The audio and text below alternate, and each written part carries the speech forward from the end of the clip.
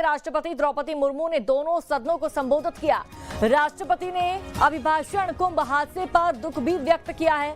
राष्ट्रपति ने केंद्र सरकार की योजनाओं की तारीफ की है। सरकार के तीसरे कार्यकाल में 3 गुना तेजी से काम किया, ये उन्होंने कहा है। तो 70+ के बुजुर्गों को आयुष्मान का फायदा मिला, ये भी उनका कहना है। छोटे कारोबारियों के लिए लोन लिमिट दोगुनी हुई है। 3 करोड़ नए घर का लक्ष्य जल्द पूरा होगा। तो राष्ट्रपति द्रौपदी मुर्मू संबोधन करती हुई नजर आई और देखिए राज्यसभा लोकसभा दोनों सदनों में उन्होंने संबोधित किया।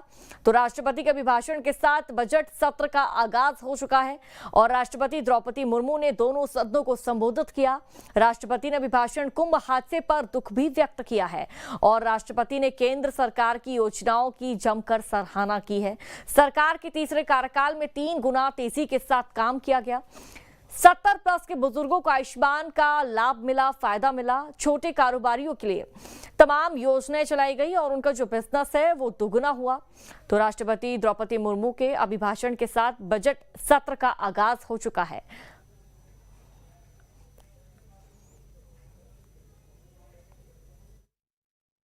सदस्यगण, हमारे भारत 140 करोड़ आबादी वाला देश है। हमारे यहाँ भिन्न भिन्न राज्य, भिन्न भिन्न क्षेत्र, भिन्न भिन्न भाषाएं हैं, परंतु एक राष्ट्र के रूप में हमारी एक ही पहचान है, वो है भारत।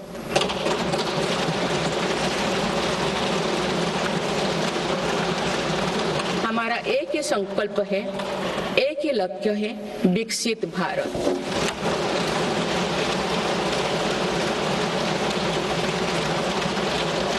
आने वाले वर्षों में देश को विकसित राष्ट्र बनाने के लिए हम सभी दृढ़ संकल्पित ले।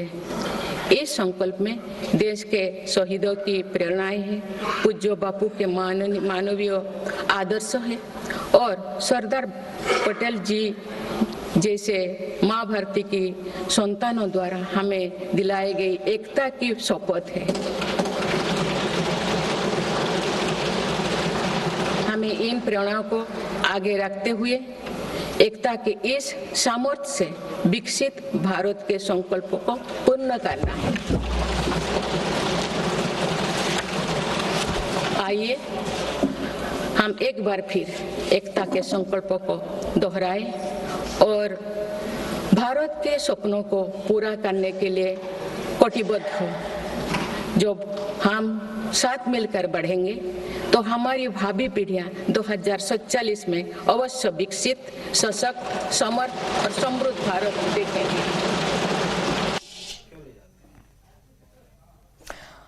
और चलिए ट्रेंडिंग न्यूज में इतना ही। और एक छोटे से ब्रेक के लिए आप देखते रहिए न्यूज स्टेट।